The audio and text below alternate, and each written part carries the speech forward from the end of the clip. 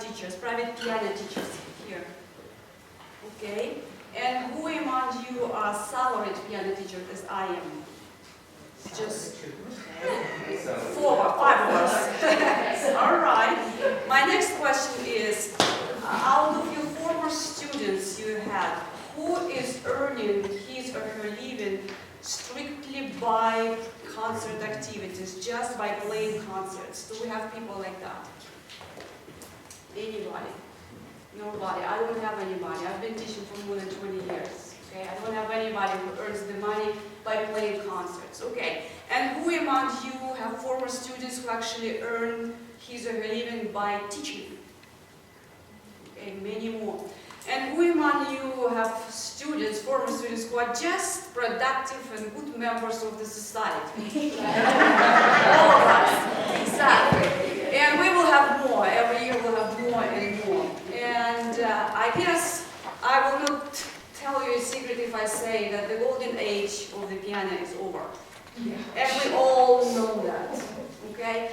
And we know that already in 1989, David Duval, who's a professor at Juilliard School of Music, he announced the piano business is in crisis. And the reason he said that he had 37 piano majors in his piano literature class, and only 5 of them were American students. And because, the rest 32 of them were from Asia. So he was traveled a lot. He was worried that in the future we would depend on international influx to sustain our programs. And by the way, I forgot to warn you that very often when I start to speak very fast. It's my problem. So if that happens, and at some point I start doing that, and you cannot understand, just show me this. Okay? Or do some kind of signs, okay? But don't just sit, okay? Because I want you to understand and I want you to participate as well as I speak. Maybe we can have a dialogue. But anyway, getting back to the crisis, we all remember, at least we read in the books about the piano, such as Schoenberg's book. We read that when Paderewski performed in town, usually a mayor of the town would meet him with brass bands, okay? It never happens anymore, okay? Do you remember Van Cliburn's historic success when he won in 1958 the Tchaikovsky competition and he got back to New York City and there was a ticker tape parade? Do you remember that? Well, good that you remember, but I doubt that our students even know that. When was the last time things like that happened in the piano world? When? I don't remember anything. Pop and rock and rap culture is taking over everything. It seems like classical music does not express spiritual aspirations of the new generations. My piano majors, many of them, they listen to rap music at home. When I mentioned it, I said, you know, like some rappers, they play music very loud in the car. The students said, oh, I listen to rap every morning. And like, oops, okay. And that is a piano major. And so the thing is, lots of things has changed. Okay, the world around us has changed and is changing today. But the way we teach, or at least some of us, we don't change. We continue to teach the way as if our students will be concert pianists. And as you saw, we don't have them, okay? We don't have people like that. So, how did we react to the crisis first? In my opinion, when we first realized that the piano business is a little bit in trouble, we started to push harder. We started to drill our students even more to participate at the competitions. We thought that the more we do, the better it would be for us. We thought that the more difficult repertoire they play, the more competition they would win. There were so many competitions growing up and appearing in the world, and they became, you know, this business of piano competitions, almost like figure skating events. Whoever falls last gets higher scores. And we have so many little kids, 5, 6 years old. They play amazingly, technically, amazingly well. Recently, I was watching on YouTube, I believe it was a kid of 12 years old, and he was playing Hungarian Rhapsody #2. And he was so tiny, he had to stand up from the bench. He couldn't seem to reach every register and to play the correct notes. He had to stand up, and he basically was walking a little bit like that. And I was watching him in amazement, you know, in amazement and astonishment. And then I caught myself on the thought, I am watching, I am not listening, I am want to. Okay? And that is a big challenge for us. That's a big problem because in the 50s, as far as I understand, in this country at least, almost every household had a piano. Taking piano lessons, being a piano teacher, being a college professor teaching piano was so prestigious, so respected. And nowadays, when I say I teach at the university, people go, "Oh, you teach at the university? What do you teach?" And I say, "I teach piano." People go, "Oh." They don't want to talk to me anymore. I'm not that important anymore. You know, you teach piano, what is that? Nobody knows what is that. So somehow we lost this prestige, we lost this excitement.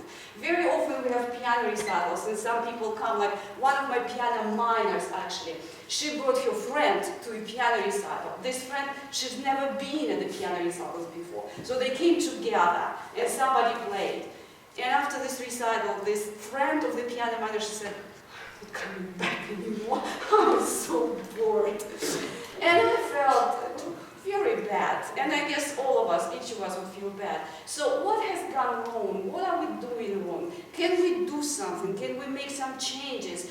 What can we do at least? Because look, the world, if we look at the job market, if we look at the statistics, for example, the Gallup Association, they inform us that in America, everybody wants a good job. There are 307 million American people, and 30 million of them are unemployed.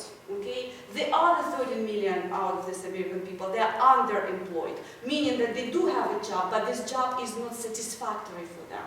They don't like the job, they don't like what they do.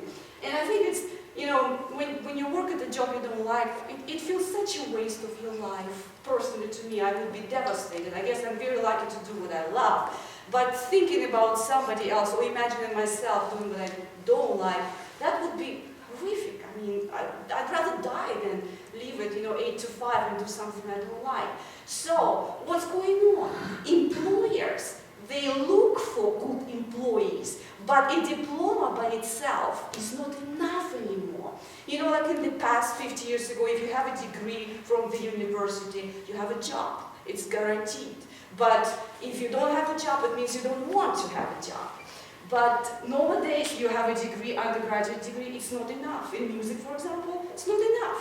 Master's degree, it's not enough. You have your DMA or PhD, it is still not enough. You have to have credentials, you have to deliver something special, you have to stand out of the crowd.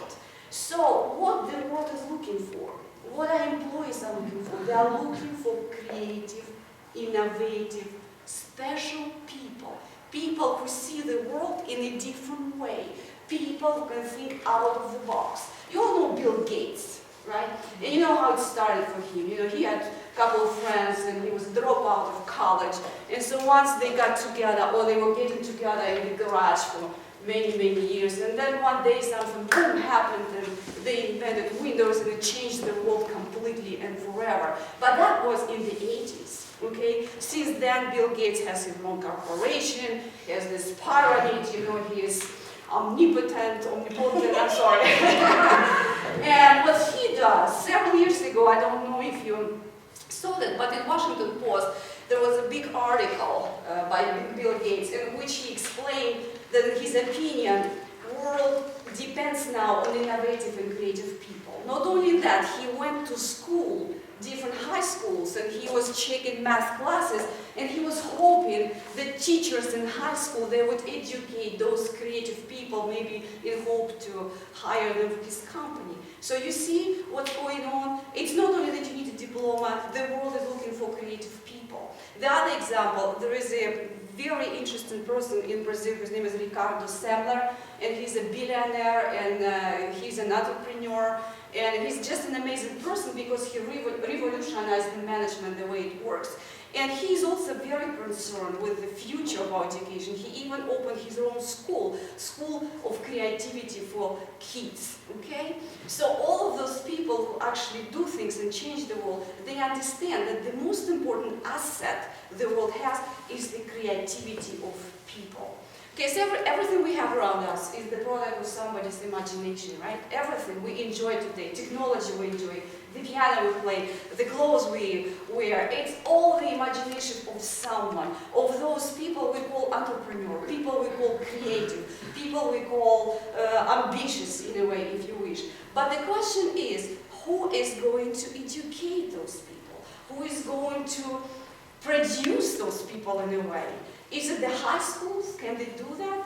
I doubt it, because schools actually, they focus so much on results, on tests. It's basically impossible for them to pay attention to creativity and to develop it. So the only answer I have today, it is us, piano teachers, music teachers, art teachers. We can educate and produce creative, innovative people. Why? Because it's the nature of our profession. Music is the most creative art, and we deal with this every time. But what we used to do in the past, we used to teach how to play, and that's okay. But what I'm trying to convince you today, since the world has changed, what if we change our focus a little bit?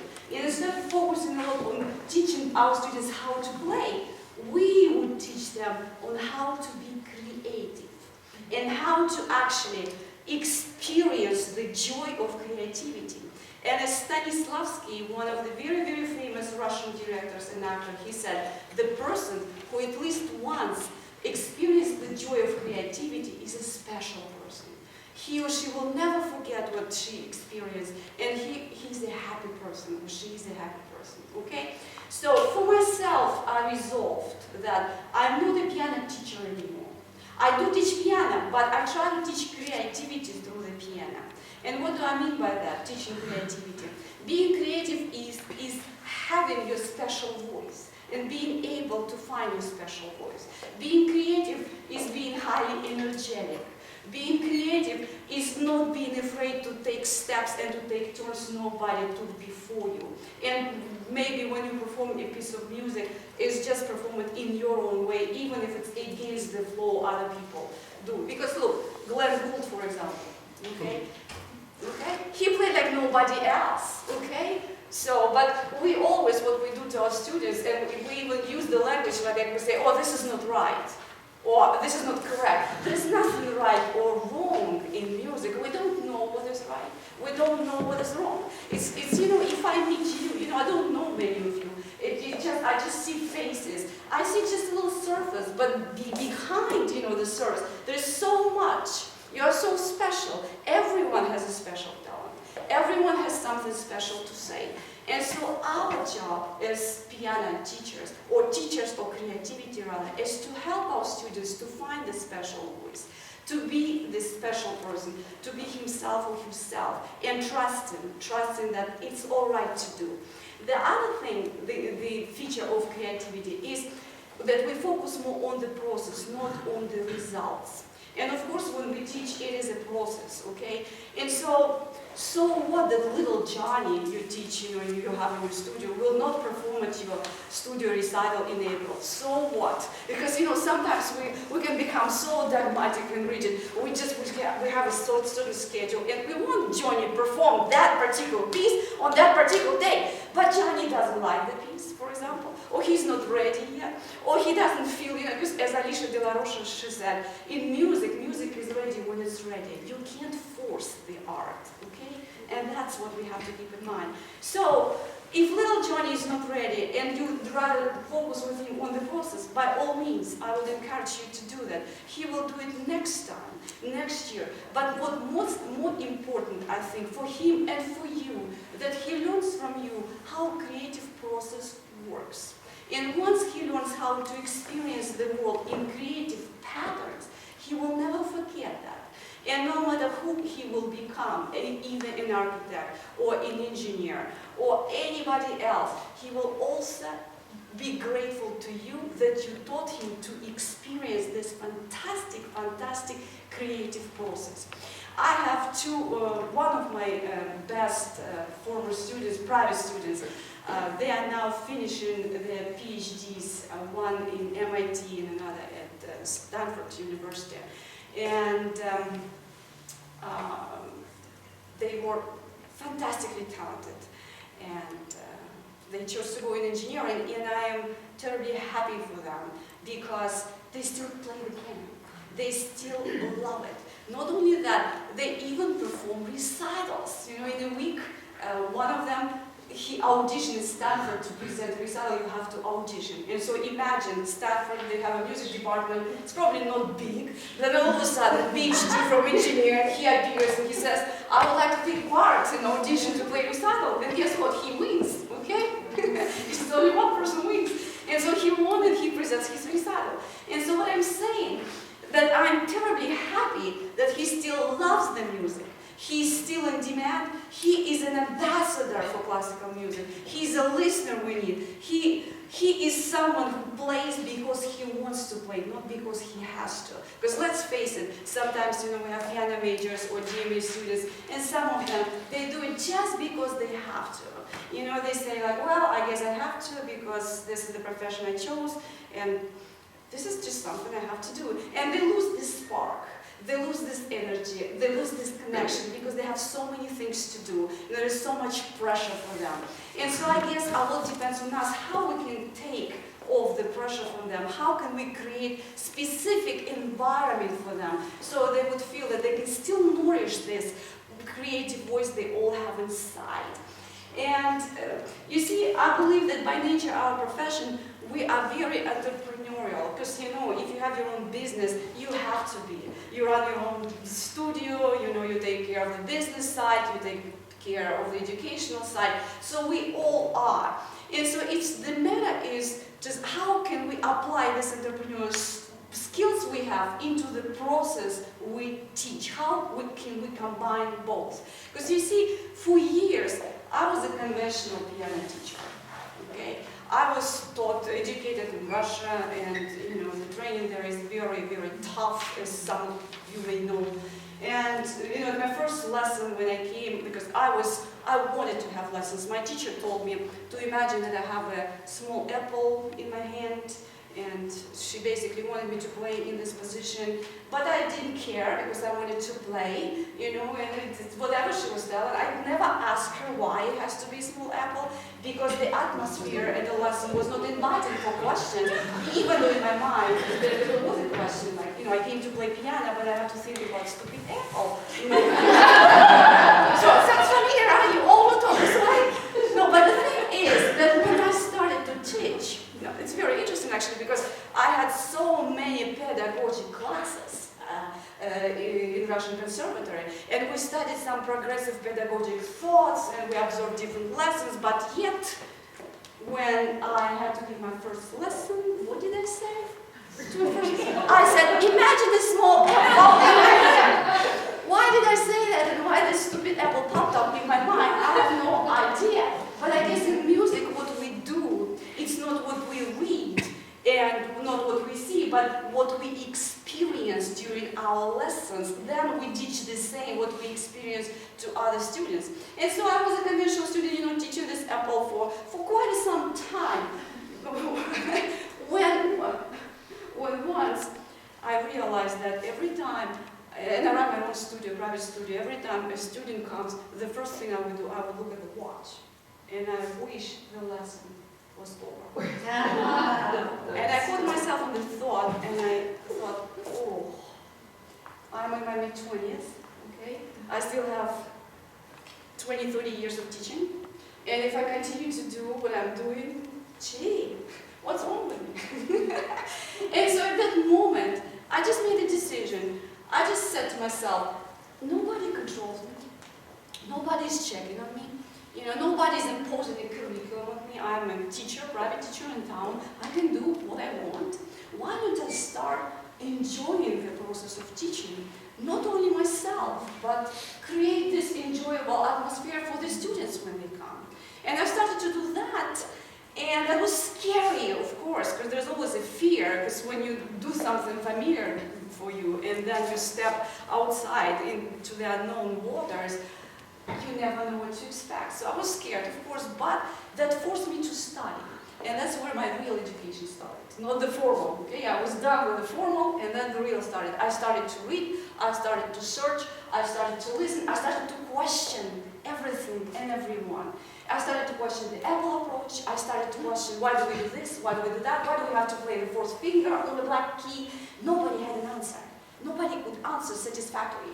No books, no people, you know, nobody could say. And I said, okay, if nobody can answer, why do we do that? Why am I doing that? At least I'm not doing that anymore, okay? And I started to do my own thing, and amazingly, I started to enjoy the process much more, and amazingly, my students started to enjoy the process much more, and amazingly, I started to have more and more students, so it was good for my bank account, okay? It started to grow. I had to create a waiting list, because the news about me teaching differently and about kids being actually happy about piano lessons spread about the town.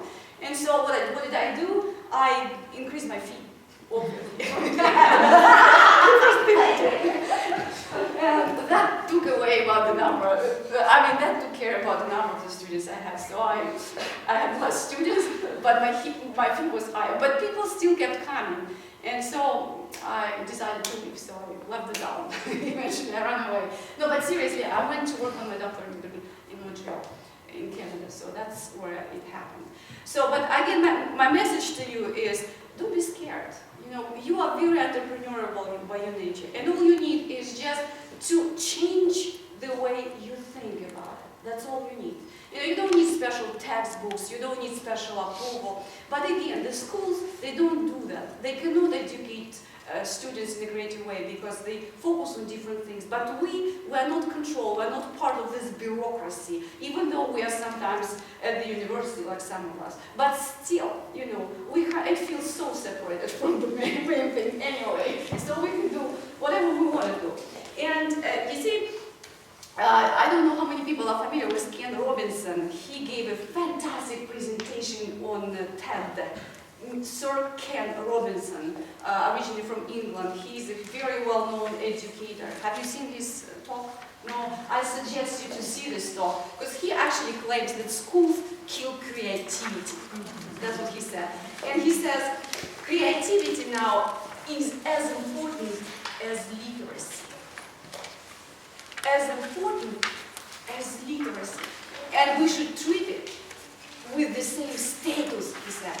If we don't grow into creativity, we grow out of it. And many of you remember Frances Clark, of course, right? The very famous pedagogue in this country. And remember what she said? She said, first, you teach the student.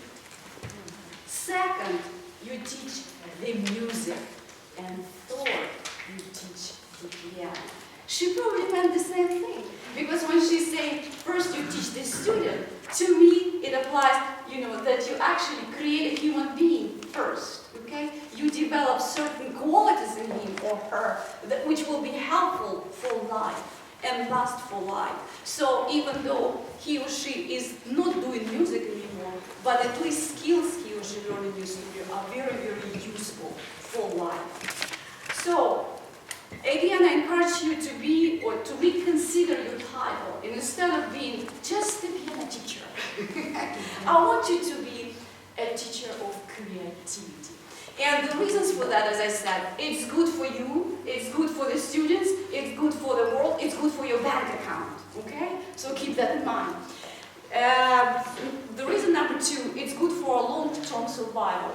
Because as I mentioned at the beginning of my talk, the prestige of our profession is not there anymore. And if we really want to bring it back, and if we appeal to the world and we say, here's what we do, here's what we offer, we don't just teach the piano, we teach creativity through the piano, I'm sure the former prestige and glory will gain it back. And I already spoke about the employers, and finally, there's so much research is going on in the music education business, and I just like the research. Janet Mills, she's a research fellow at the Royal Conservatory of Music. She did her research in 2003 and published the results in Journal Psychology of Music in 2003, and she said imagination and experimentation are undervalued in music education. So in other words, we are so focused on teaching the notes and how to play, and we are not focused enough, in my opinion, on the creative process in general, and on developing imagination, and on developing curiosity, because curiosity is, of course, the main ingredient for creativity. Someone who is creative and entrepreneurial is, first of all, a very curious person. This person wants to know everything. This person always knows about the latest events in the world, and so on and so forth. So, whether I convinced you or not, we have to move on a little bit. Do you have questions so far? No? It's okay? So are you going to do that? Yeah. When? Today? Tomorrow? All right. So now the question is, how do we do that? How do we actually teach creativity? Is it actually possible to teach creativity at all? Because, very often people say, you're either born with that or you don't have it. Very often we listen to a good performer or excellent performer, we say, oh, he's so talented. And by this we mean, of course, like, he's talented, I'm not, or my students are not, and so forth. When I was a student, that happened to me as well, because when I was a student, I loved listening to the recordings, and I had a collection of old LPs, this old vinyl recordings. I had like hundreds of them.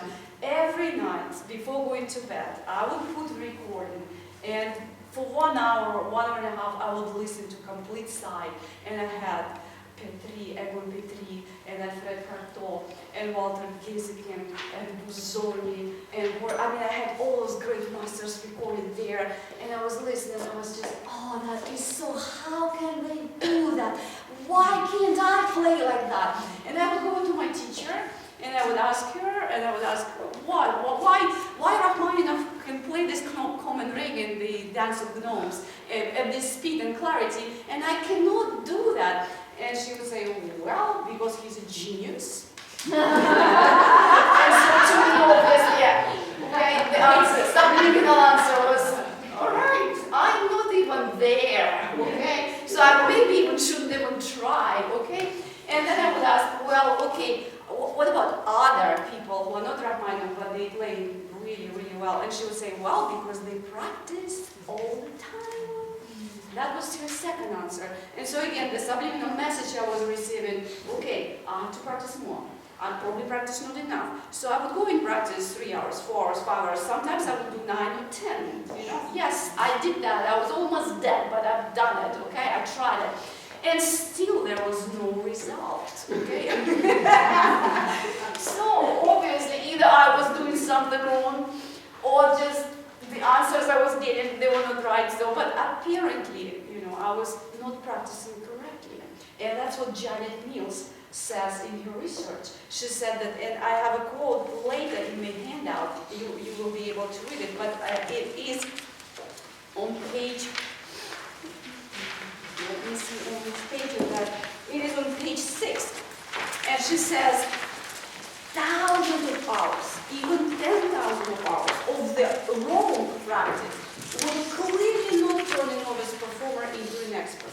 When students are encouraged to focus on music first, rather than on learning all of the notes before experimenting with the dynamics of the piece, they can become better performers and better musicians. So in other words, I was doing the wrong kind of practicing. I was playing over and over, but while I was playing, I would sometimes read a book. Can you imagine that? I honestly tell you that. I've done it. I'm guilty, but I did that, okay? Or if I didn't have a book, I would think about beautiful beaches somewhere and how would I would travel during the summertime, and I was thinking about what kind of guy I would meet, because I was 18, 19 years old, and those things, they're very, very natural, I guess, okay? But nobody told me that that I could focus on something else. Nobody told me. So everybody was telling me just practice, and that's even the famous anecdote you all know, like a stranger in New York City, when he asks for directions how to get to Carnegie Hall, and the lady says, practice, practice, practice, okay? But the lady doesn't specify what kind of practice it has to be. It has to be creative practice. When your whole being is totally involved into what you are doing. You are not thinking about what's for dinner. You're not thinking about the fish you ate yesterday or the talk you had yesterday with somebody. You are absorbed by music to such a degree that you don't even notice what's going on around you. But I didn't know that because I didn't know what to focus on and how to focus on, okay? So this is something I will be talking about a little later, okay? But first, again, let's get back to how we can teach creativity.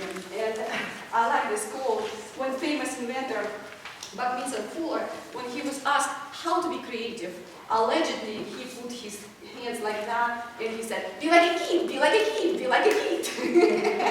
That's what he said. Pablo Picasso, he said, all kids, they are born artists.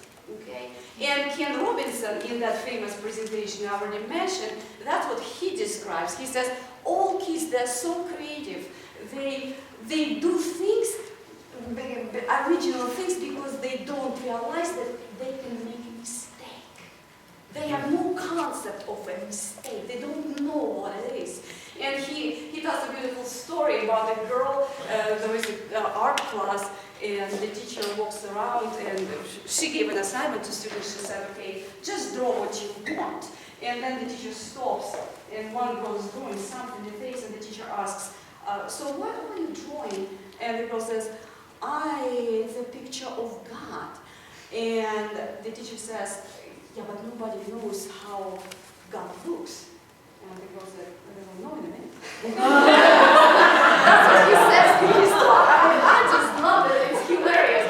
But this frame of mind, when you can do anything, when all you do is right, like when you cannot fail, that's what all kids possess. Okay, and we all with you once were kids, right? We were kids, and we were the same way. But as soon as we go to school, of course, we have to behave, we have to do certain things, and then we go to our piano lessons, and then, this famous apple comes, and then sit this way, do this, don't do this, okay, don't say this, okay, don't make a mistake, this is the first play, even and so on.